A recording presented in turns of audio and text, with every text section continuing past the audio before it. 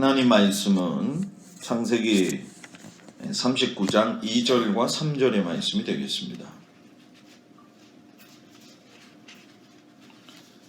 창세기 39장 2절과 3절의 말씀.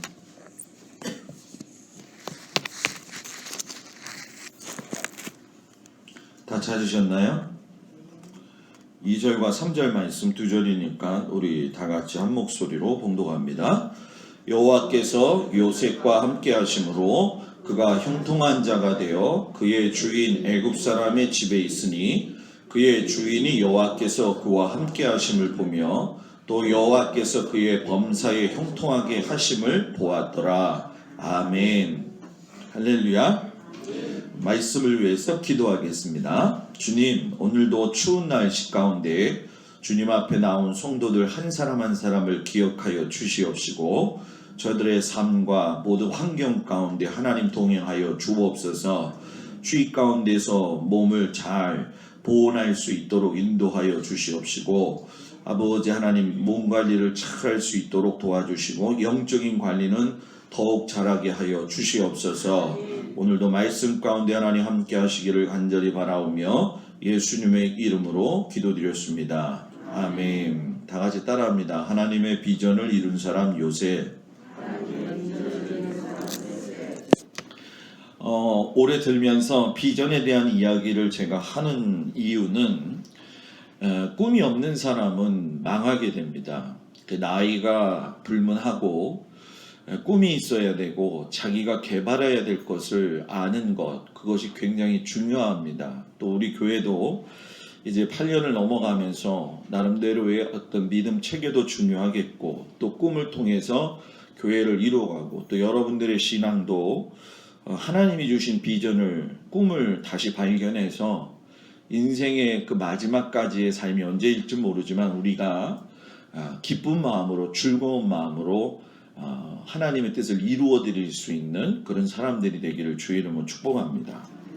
그래서 오늘은 이제 요셉에 대한 이야기를 하고 다음 주에는 요셉이 어떻게 인격이 다듬어졌는가에 대한 부분을 좀 다루려고 합니다. 우리가 요셉을 이야기할 적에 그의 환경을 이야기하지 않을 수가 없는데 실상 요셉의 아버지였던 야곱은 여러분들이 잘 아시겠지만은 상당히 약삭빠른 사람이고 또 어떤 면에서 보면은 좀 소극적인 사람이기도 하고 또 어떤 면에서 보면은 감정의 기복이 높았던 사람이기도 합니다. 그래서 보통 목사님들이 아니라 신학자들이 보았을 적에 또 제가 봤을 적에도 아브라함에게서는 성부 하나님의 모습이 보이고 이삭에게는 성자 예수님이 보이고 그리고 이 야곱에게서는 성령님을 통해서 변화되는 인격의 모습을 이야기할 때 대표적으로 이야기를 하는 사람이 바로 야곱입니다. 자, 아버지의 야곱의 영향을 받았던 그 요셉의 그 편애하는 모습은 아마 여러분들이 잘 아실 겁니다. 그 기준의 나이가 언제였었냐면은 17세를 기준으로 해서 인생이 뒤바뀌게 되죠. 태어나고 난 이후에 아버지 야곱이 요셉을 사랑한 거는 우리가 성경을 보면 채색 옷을 입힐 정도로 아주 부하게 잘 자라게 했지요. 그리고 꿈을 꾸는 과정 속에서도 요셉의 꿈을 갖다가 기억하고 있었던 사람이 야곱이었습니다. 근데 문제는 형들은 그것에 대해서 매우 불만족스러웠고 그리고 그것에 대해서 이제 시기를 넘어서 살인까지 가는 그런 상황에 이르렀죠. 그 시기가 언제냐면 바로 17살 때였다는 거예요. 양치는 목동으로서 살고 있었지만 이 요셉을 보게 되면은 만약에 형들이 잘못을 하게 되면 고자질하는 또 스타일입니다. 어떻게 보면 형들의 입장에서 보면은 뭐예요? 항상 약 올리는 존재. 그리고 자기만 알아서 자기만 아버지한테 뭐예요? 사랑받는 자로 이렇게 여겨져서 나오는 게 이 요셉이죠. 그래서 형제의 허물들을 자꾸 일러바치고 하다 보니까 인생 자체가 자꾸 꼬이게 되죠. 그런데 문제는 뭐냐면 하나님이 이 요셉의 인생을 꼬이게 한 것이 아니라 우리는 지금 이면에 있는 이 생각은 잘 모르고 보여지는 것만 가지고서는 우리가 생각을 하게 되는데, 하나님의 계획은 벌써 아브라함부터 시작해서 요셉에 이르기까지 인간을 향한 구원의 계획이 다 맞추어진 상태고, 또 지금도 그 일을 이루어져 가고 있는 상태입니다. 그 속에서 요셉이라는 인물의 그 뭐라고 해야 될까요? 허물을 드러내면서까지 하나님이 사용하시는 걸 보면서 우리가 위로를 받을 수 있는 게 뭐냐면, 아, 내가 허물이 많아도 하나님은 나를 사용하신다. 내가 또 실수하고 또 어떨 때 보면은 진짜 이 요셉처럼 고자질도 하고 자기 자랑만 하는 것 같기도 하지만, 모든 큰 뜻 안에서 본다고 한다면 하나님은 그런 나도 사용하신다는 거예요. 거기서 우리가 위로를 받고 힘을 얻기를 주의 이름으로 축복을 드립니다. 요즘 뭐 삭막한 시대죠. 뭐 요즘 충격적인 사건들이 너무나도 많이 있는 게 사실이 아닙니까? 그런 것보다는 좀 덜하지만은 요셉이 출생한 그 가족의 환경도 그렇게 좋은 거는 아니었습니다. 여러분들이 잘 알다시피 야곱이 4명의 이제 아내를 두면서 그 안에서 이제 12명의 아들이 태어나고 1명의 딸이 태어나고, 그리고 12명의 아들 가운데서 어떤 갈등 구조들이 일어나고 했기 때문에 어떤 가정 불화라든가 갈등 안에서의 어떤 질투심, 그리고 미움, 복수, 그리고 어떤 유다 같은 경우에는 어떤 세교의 문제라든가 근친 상간의 문제라든가 이런 것들이 끊어지지가 않았다는 거예요. 그러니까 보게 되면서 우리가 느끼는 건 이들의 삶이 우리들하고 별반 다르지 뭐예요? 않았다라고 하는 걸 느끼게 되죠. 어떤 점에서는 우리보다 더 굉장히 악랄할 정도로, 예를 들어서 이런 경우죠. 디나가 딸이었는데 디나가 세겜성에 올라가서 보다가 결국은 그 세겜성의 추적이었던 하몬의 아들에 의해서 강간을 당하고, 그 일로 인해서 그 세겜성에 있는 사람들을 갖다가 완전히 몰살해버리는 그런 일들이 일어난 것도 여러분들이 잘 아시게 될 겁니다. 이런 아주 복잡한 상황 속에서 하나님이 여러 가지 환경이 있고 그 사람이 가지고 있는 어떤 기질적인 품성들이 있음에도 불구하고 그것들을 하나님은 좋은 것으로 바꾸셔서 결국은 하나님의 뜻을 이루어 드린다는 거죠. 그러니까 오늘 우리가 도전받고 우리가 지금 기쁨을 가지고 살아야 될 건 뭐냐면, 내가 이런 요셉의 모습이 있고 또 12명의 아들의 그 11명의 아들의 모습이 좀 내가 내 안에 있다 할지라도, 내가 꿈을 가지고 살아갈 적에 요셉이 당한 고통이든 또는 주변에 들려 쌓여져 있었던 여러 가지 상황 속에서도 가능성이 아닌 하나님이 그걸 통해서 그 사람을 이루시고 하나님의 뜻을 이루어 가신다. 그래서 주님 안에서는 어떤 한 사람도 은혜 가운데 제외된 사람이 없다. 그러니까 우리가 참 은혜스러운 삶을 살고 있는 거죠. 그죠? 우리 참 어떻게 보면 값없는 하나님의 은혜를 가지고 사는 자들이에요. 그래서 전 여러분들이 이런 요셉의 마음을 좀 가지면서, 지금도 우리는 늦지 않았다고 생각을 해요. 뭐 우리가 오랜 신앙생활을 하기도 하고 그렇지만, 이 나의 삶의 어떤 전환점이 될 수가 있다고 한다면 지금 이 나이에도 또는 뭐 젊었을 때라도 인생에 있어서의 어떤 꿈을 갖는 건 대단히 중요하다. 아니 목사님, 내가 나이가 많이 먹었는데 무슨 꿈이 필요하겠습니까? 아니에요. 앞으로의 사회상을 본다고 한다면 지금 갖고 있는 그 꿈을 지금 갖고 있는 그 생각과 모든 것들을 꿈으로 연결시켜서 하나님 앞에 충성하면 지금까지 살아온 것보다도 더 큰 일을 할 수 있는 시대가 되었다라는 얘기입니다. 그래서 오늘 이 말씀 속에서 보게 되면 현실적인 이제 문제들을 우리가 다뤄야 되는데, 옛날에는 여러분 개천에서 뭐가 난다고 그랬죠? 용이 난다고 그랬어요. 그 얘기가 뭡니까? 우리나라가 살아오면서 너무너무 가난하니까 가난을 탈피하기 위해서는 방법이 뭐 하는 것밖에 없다? 공부하는 것밖에 없다. 그래서 가난한 것을 개천으로 이야기를 했고 거기서 용나는 거를 뭐예요? 그래서 옛날에 보게 되면은 뭡니까? 어디 대학교 무슨 학과 뭐 이렇게 붙었습니다 하면은 동네 전체에다가 어떻게 했어요? 붙여가지고 잔치를 벌이고 막 했잖아요. 그런 것처럼 개천에서 용이 난다는 말이 지금 우리 시대에 적용이 되고 있느냐? 그렇지 않아요, 여러분. 오히려 용이 나오는 상황들이 어떻게 보면은 안정적이면서도 평준화된 삶 가운데에서 큰 가정의 뒷받침을 가지고 있는 곳에서 용이 나오는 경우가 더 많은 게 사실이에요. 근데 문제는 뭐냐면 인식 전환이 필요한데 그게 뭐냐면 지금은 아주 부자라고 할지라도 또 아주 가난한 자라고 할지라도 이 공부에 대해서 중요하게 생각하기 이전에 그 사람이 가지고 있는 꿈과 비전과 달란트가 그 사람의 인생을 결정한다는 거예요. 옛날에는 공부를 잘해야지 인생이 성공하는 거예요. 그런데 지금은 그 사람이 가진 꿈을 가지고 그걸 실현하고 노력하고 또 어떨 때는 실현하고 노력하다가 무너지기도 하지만 또다시 오뚜기 같이 일어나 가지고서는 했을 때 공부가 아닌 다른 것으로도 얼마든지 성공할 수 있는 시대가 됐다는 거예요. 그렇기 때문에 신앙도 여러분 똑같다는 거예요. 그런데 신앙에서 우리가 본다면 아까 이야기했던 그 세상에서의 이야기, 개천에서 용이 난다라고 이렇게 얘기했고 지금은 또 제가 현실적으로 조금 전에 개천에서 용이 날 수 없는 시대가 됐다 이렇게 얘기도 했지만은 진짜 중요한 거는 신앙은 다르다는 거예요, 여러분.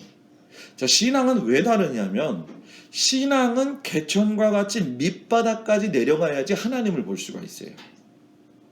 거참 희귀하죠.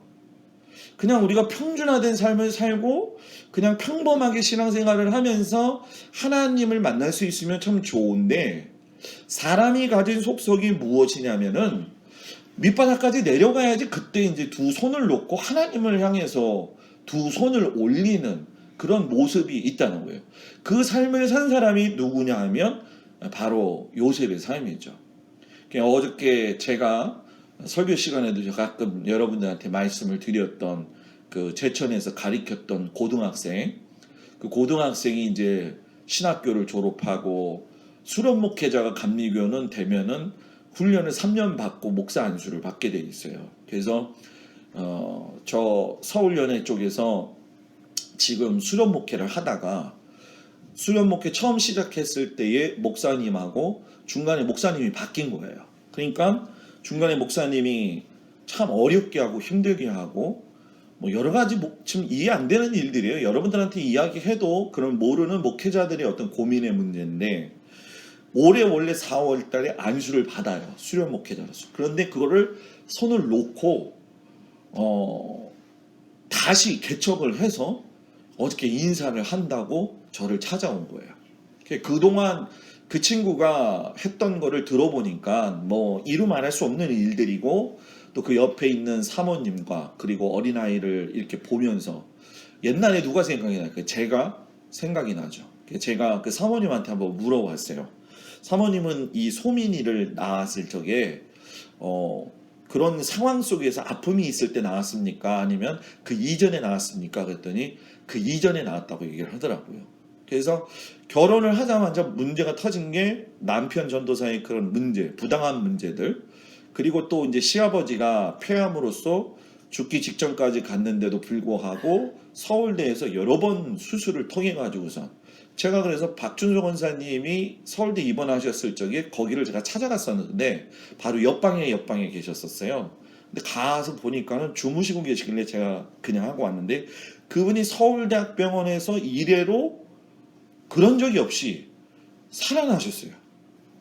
그 기적 같은 일을 정했는데 문제는 뭐냐면은 그 어려움 속에서 그런 과정 속에서 이 친구가 제가 여기 온 게 이제 7년인데 7년 전부터 그런 일이 일어나기 시작을 하면서 완전히 이제 번아웃이 된 거죠. 그러면서 어저께 이제야 조금 이제 개척을 했는데 교인은 5명도 사모님 언니하고 이제 여동생하고 그 가족들이 이제 나와서 근데 마음이 너무 뭐예요? 편안하다는 거예요. 그 목사님한테 들볶인 심정은 제가 잘 알거든요. 제가 그걸 그러면서 저하고 이야기를 하는데 옛날 얘기를 하면서 야 이거 이랬다 했더니 저한테 그 얘기를 하더라고요. 목사님 내가 힘들었을 때 유일하게 목사님이 나를 갖다가 받아주셨고 정말로 힘들 때 나를 도와주셨습니다. 근데 어저께 왔는데 또 내 모습이 보이는 거예요. 얼마나 불쌍해 보이는지 그 사모님도 걱정이 되고 그 아기도 걱정이 되고 어저께 좋은 만남을 가지고 식사 대접도 하고 이야기를 나누고 그런 어저께 좋은 만남을 가졌어요. 근데 그 친구가 하는 얘기가 뭐냐면 목사님 이것도 훈련입니까? 라고 이야기를 하더라고요 저한테. 그래서 제가 그랬어요. 너는 다른 사람보다 특별한 훈련을 받은 것에 대해서 감사를 해야 된다. 친구들이 보거나 다른 사람이 봤을 적에는 진짜 이건 밑바닥까지 내려갔고 어떤 의미에서 보면은 취급받지 못할 정도의 인격 무시를 당한 것이지만 이런 것들이 결국은 너를 갖다가 새롭게 만드는, 여러분 생각해 보세요. 목사 안수를 오래 받을 수 있는데 다시 진급 과정을 받는다는 건 쉬운 일이 아니에요. 3년을 포기하고 다시 시작하는 거기 때문에 그거는 굉장히 이득이 안 되는 거거든요. 저도 3년 진급을 못한 것이 똑같아요 그 친구랑. 그런데 그러면서도 제가 그 친구한테 말한 것이 이러한 과정이 있으면 하나님께서 분명히 너한테도 내가 겪었던 그 경험처럼 우리도 너무너무 힘들었지만 그래도 그걸 이기게 하시고 지금까지 인도하신 것처럼 너도 하나님이 그렇게 인도하실 것이고 이렇게 훈련이 되어지는 거니까 넌 참고 인내해라 이런 말을 했어요. 그래서 제가 오늘 이 이야기를 하는 겁니다. 너는 개천 밑바닥까지 내려간 걸 감사하게 여겨라. 이상하죠? 왜 사람들은 그 이전에 그 삶 전에 개천 밑바닥까지 내려가지 않고 하나님을 만날 수 있는데 그 밑에서야 일이 저질러지고 난 다음에서야 하나님을 찾게 돼 있다는 거예요. 저는 우리 성도들이 이런 그 삶의 어떤 신앙의 패턴에 보게 되면 그 위기라는 게 있거든요. 그 위기도 지금 요셉에게 뭐예요? 똑같이 찾아온 겁니다. 그런데 그 요셉이 그 위기를 개천 밑으로 내려간 그 상황까지 갔을 때에도 요셉이 하나님 앞에 꿈 가졌던 거, 비전 가졌던 거 잊어버리지 않은 것처럼 여러분들도 잊어버리지 않는 사람들이 되기를 주의 이름으로 축복을 드립니다. 요셉이 뭐 우리가 잘 알다시피 막 꿈을 꿨는데 곡식단이 와가지고서는 자기 곡식단한테 절을 하죠. 해와 달과 별들이 자기한테 절을 하죠. 그러니 여러분 그 얘기를 듣는 그 형제들의 마음은 뭐 이루 말할 수 없이 저 요셉이 미워 보일 수밖에 없는 거죠. 그죠? 우리가 어떨 적에 이렇게 보면은 참 말만 해도 미움만 하는 사람들이 있잖아요. 그죠? 자기는 좋다고 얘기하는데 참 저 사람 밉다라고 하는 그 말을 할 때가 있어요. 그러니까 요셉도 똑같은 거예요. 아무리 좋은 얘기라고 할지라도 자기만 좋지 남들이 들을 때는 뭐예요? 별로 좋지 않은 얘기였다는 거예요. 그런데 그런 인생을 갖다가 하나님께서 개천 밑바닥으로 끌어내려 가셔서 그가 꿈꾸었던 걸 꿈이 그냥 잃어버리는 게 아니라 그것이 현실이 되도록 만들어 가신다는 거예요.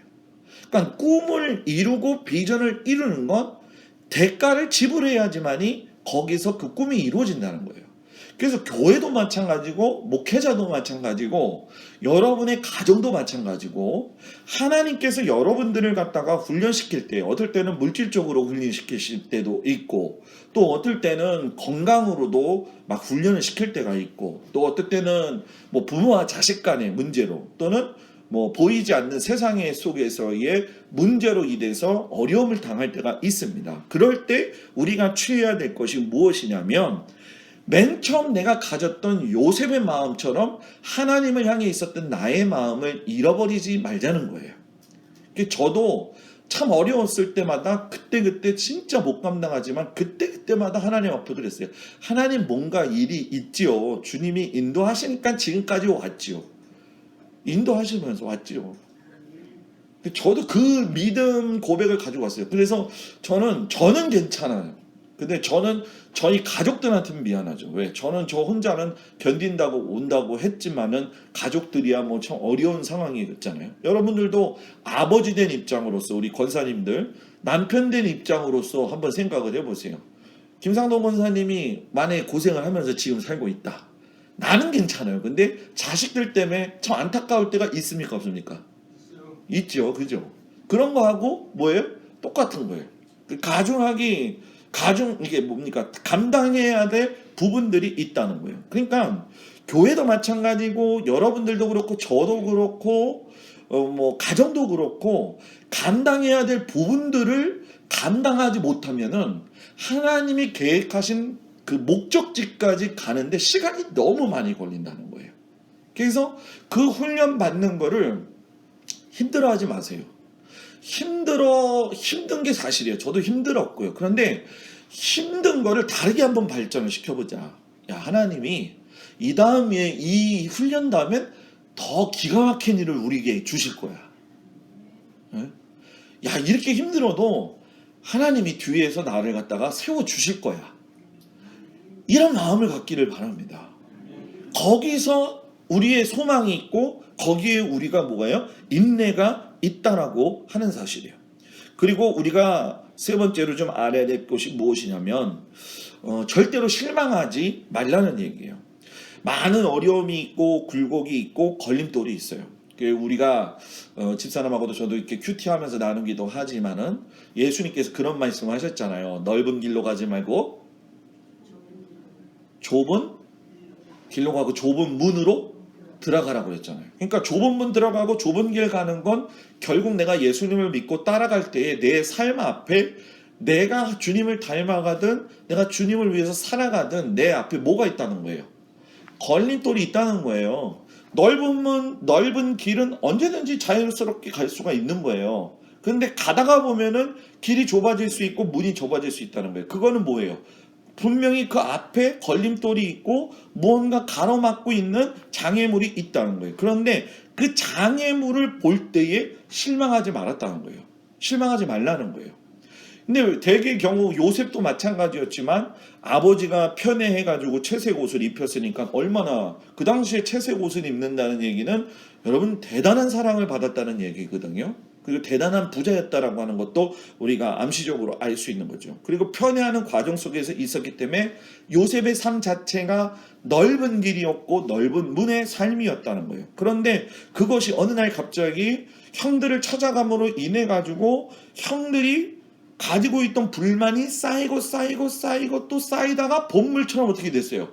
터져버리게 된 거잖아요. 그러면서 구덩이를 파가지고 집어넣었다라고 하는 얘기는 넓은 문이 어떻게 된 거예요? 좁은 문이 되어버리고 넓은 길이 어떻게 된 거예요? 좁은 길로 되면서 자신의 인생 가운데 뭐가 된 거예요? 걸림돌이 생기기 시작을 했다는 거예요. 근데 그것이 여러분 안타깝게도 먼 사람이 아니라 누구? 가장 가까운 사람이었던 형제들에게 의해서. 그래서 여러분 우리의 걸림돌이나 또 내가 마음의 아픔을 겪거나 할 적에 보게 되면은 대개의 경우가 먼 곳에서 일어나는 게 아니라 우리의 가까운 곳에서 일어납니다. 그래서 그 가까운 것을 넘어갈 수 있어야 되는 거예요. 그 넘어갈 수 있는 걸 요셉을 보면서 알 수 있는데, 자, 우리가 요셉의 한번 상황이 돼보자는 거예요. 저도 한번 요셉의 상황이 돼 본다고 한다고 생각을 하고 설교 말씀을 준비를 했어요. 만약에 요셉인 제가 그 일을 당했다. 그래서 구덩이에 내가 이렇게 떨어져 있었다. 저는 감당할 수 없을 것 같아요. 여러분들은 어떨 것 같아요? 왜 말이 없어요? 감당할 수 없을 것 같아요. 아니, 내 형들이 나를 갖다가 어떻게 뭐예요? 구덩이에 파가지고, 그것도 또 다행히 중간에 노예로 팔려져서 망정이지 산매장을 뭐예요? 당할 수밖에 없는, 자기 아들 같단 말이에요. 술 취해가지고 때려 죽이고 나서 그 냉동실에다가 아들을 갖다가 눈 사람들처럼 매정 없는 그런 모습이 지금 이 형들한테도 있는 거예요, 없는 거예요? 똑같이 있는 거예요, 여러분. 그런 상황 속에서 아마 이런 기가 막힌 일이 나한테 있을 수 있는가. 그러면서 한편으로는 형들한테 살려달라고 하는 애원의 이야기가 있을까요, 없을까요? 있었겠지요. 엄청나게 울었을 거라고 저는 생각을 합니다. 형들의 모습 속에는 형의 모습이 없고 그 사람의 그 모습 속에는 형이 아닌 그 뭐라고 해야 될까요? 짐승적인 본능에 의한 어떤 악한 마음들, 악한 사악한 생각들이 있는 형들을 볼 적에 형들로 보이지 아니하고 나를 죽이는 사람으로 보였을 거라는 거예요.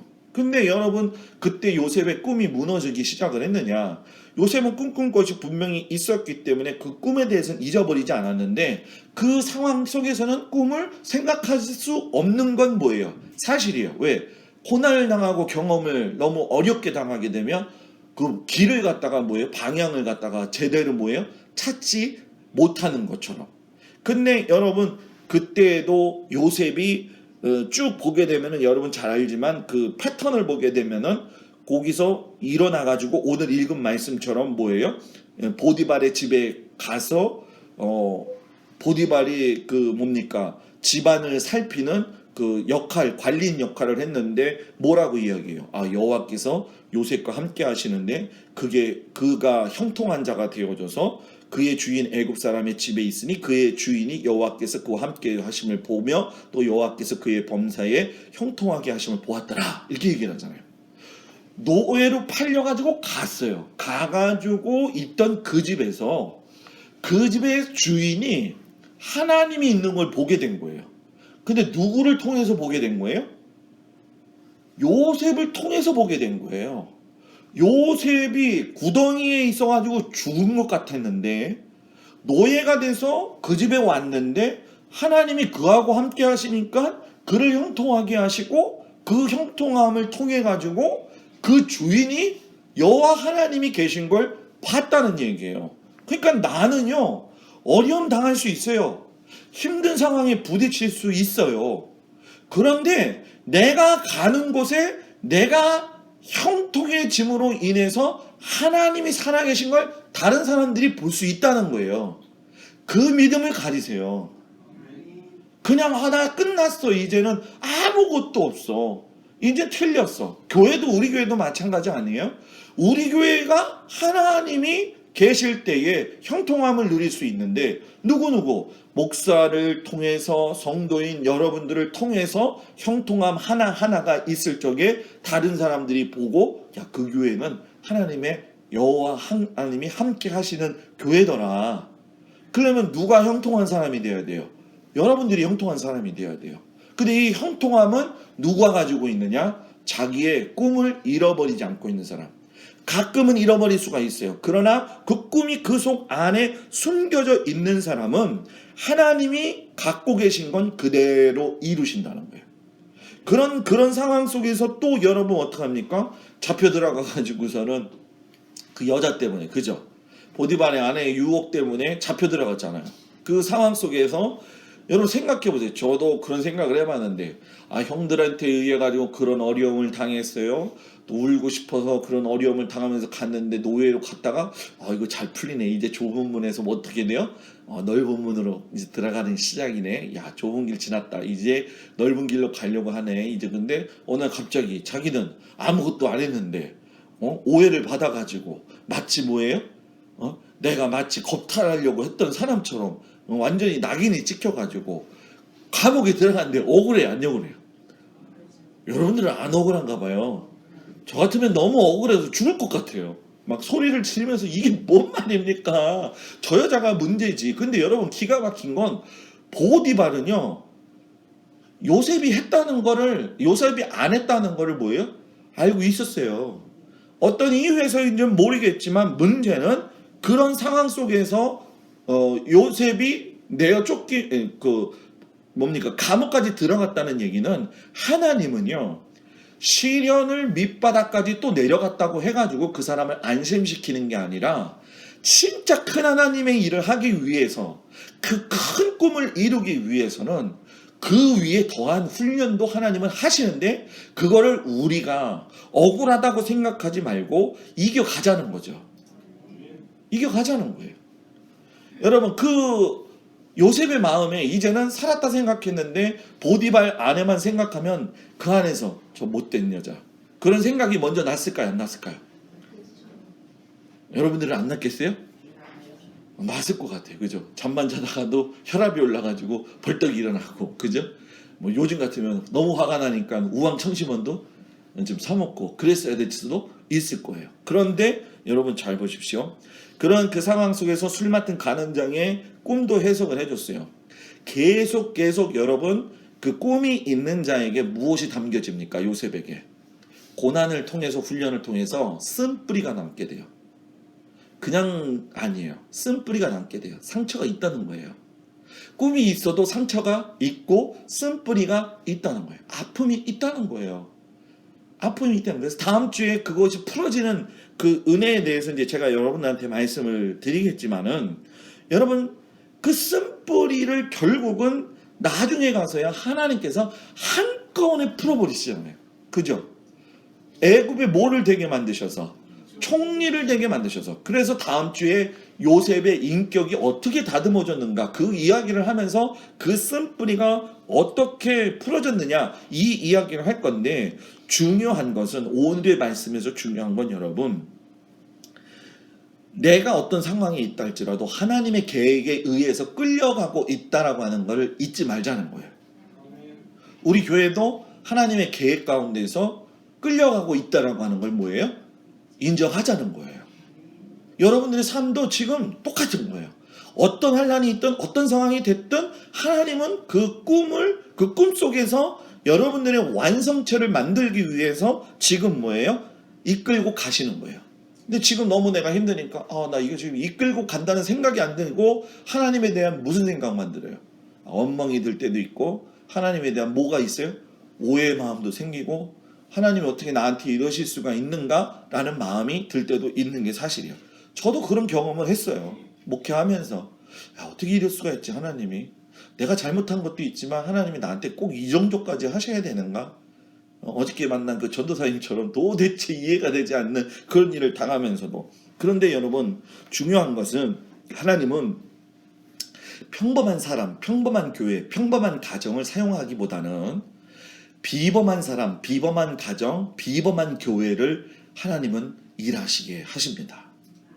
그러니까 지금 내가 삶이 평안하다고 그게 중요한 것이 아니라, 내가 평안하다고 중요한 것이 아니라, 내가 지금 당하고 있는 어려움, 내 삶의 환경과 이런 모든 상황들이 결국은 하나님께서 큰 일을 이루시기 위한, 비범한 자로 만들기 위한, 이스라엘 백성을 나라로 만드시기 위한, 이방인을 구원하시기 위한 큰 구원의 계획이 있는 것처럼 우리도 그 믿음을 여러분 뭐예요? 잃어버리지 말자라는 거예요.